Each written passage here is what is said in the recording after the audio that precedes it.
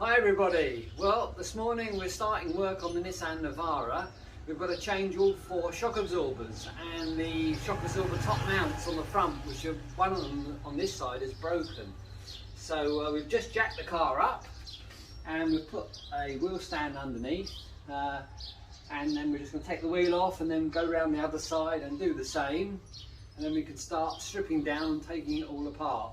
So we'll do some more in a minute.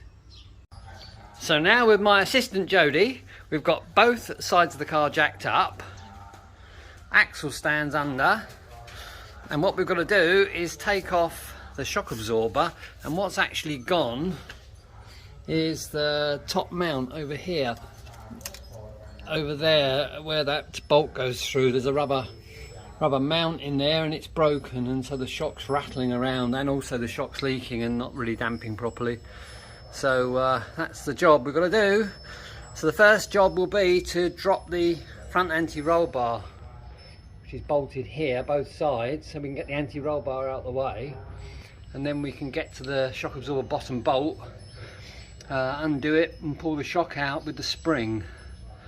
So that's the first job,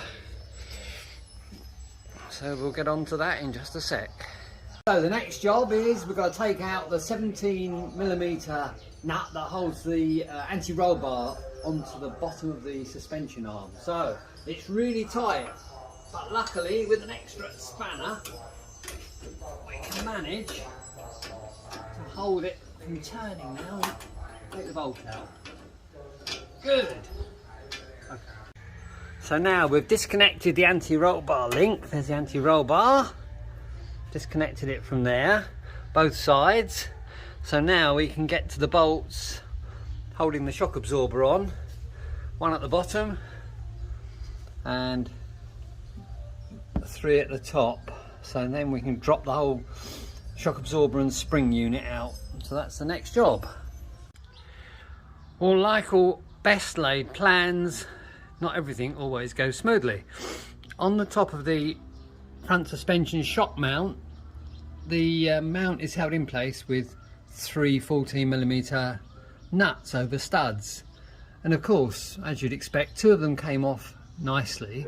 The third one at the back is in a difficult position and the socket doesn't really fit on square, and consequently it rounded out, and it is so tight as well. So with ring spanners and sockets not shifting it, I'm now cold chiseling it and now trying to cut side of the nut off so I can break the nut off and take it out. So fun and games, never mind, we just keep cracking on. After about 2 hours fiddling around with saws, chisels, spanners, grips, eventually I've cut the nut off. So all 3 nuts are off now, and we can lower, hopefully, the front suspension and take the coil spring and the damper out. So that's about 2 hours for 1 nut. Oh my goodness me. Right, now we're going to try and drop the front suspension arm and see if we can get this damper out. Here we go.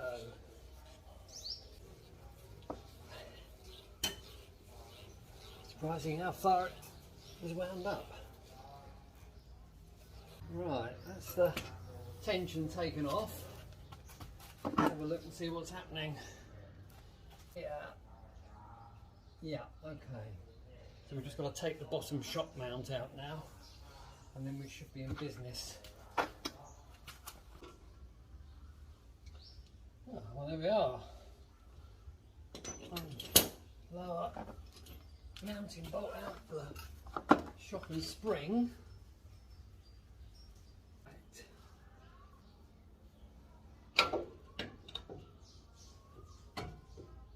Now the test is, does it come out without the steering knuckle coming off? And there we go. 1 shock absorber and spring, ready for rebuilding. Oh yeah, and the top mount was completely disintegrated. No wonder it was rattling. Okay. Now we've got to do it all again on the other side. What fun.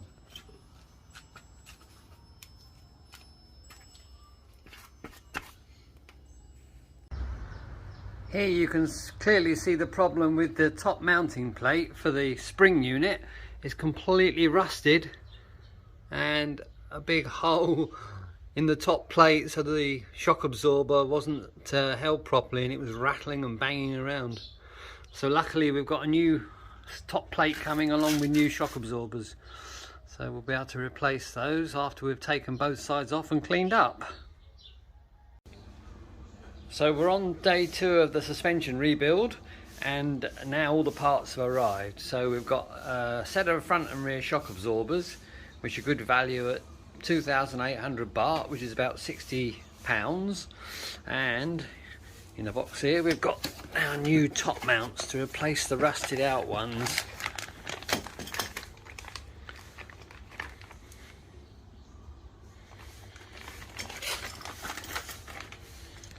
Yeah, so we've got nice new top mounts to go onto the struts when we rebuild them shortly. So that's the next job. Get the front rebuilt, replaced into the car, and then we can start on the rear.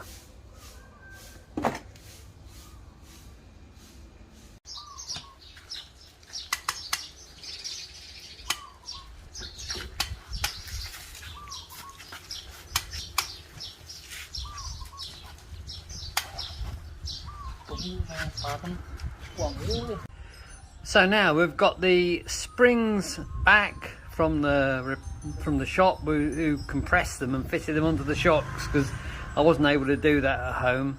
So now we've got 2 spring and shock assemblies all rebuilt, and I'm just putting this one on the near side of the car into position.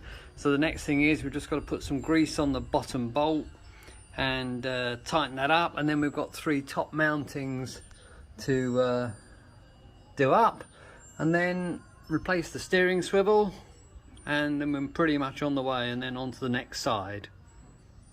We're going to use some nice gungy red waterproof cup grease to put onto the bottom bolt for the shock absorber. Lovely sticky and good lubricating stuff, that. So now we've got to get this nicely greased up bolt into the lower shock arm there. So I'm just going to have to press down the suspension to get it down a bit lower, and then hopefully we'll get the bolt slid in place. And there we have the bottom bolt nicely tight and in position on the shock. So now we've just got to do the 3 top fittings up, and then that'll be the shock absorber in place. I'm delighted to say we're finished. Front suspension all rebuilt, and I've repainted everything to keep it nice and rust free. So that's the driver's side, and as we come round,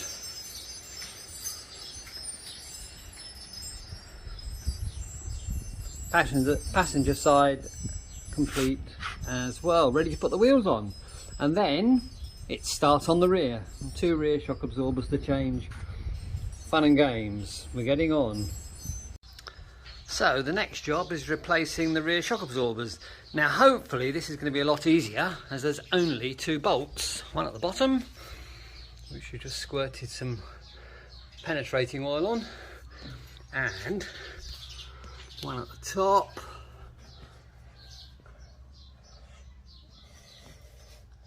which is up there. Hopefully we can see. Doing this by feel but not by look. Anyway, we'll have a go at that. The top bolt's already okay, I've already moved that. That's 17mm. So hopefully this will come off quite straightforward. Well, that indeed was straightforward. Apart from the bottom bolt was very tight, but once we got that undone, that came out easily. So now we've just got to replace the shock, and we've got some nice new ones. And there we have a nice new Protect gas shock. So we'll get cracking, get some grease on the pivot points, and get that on. And here we have the back of the car with all nice new shock absorbers fitted. The last part of the job. So everything now finished and ready for a test drive.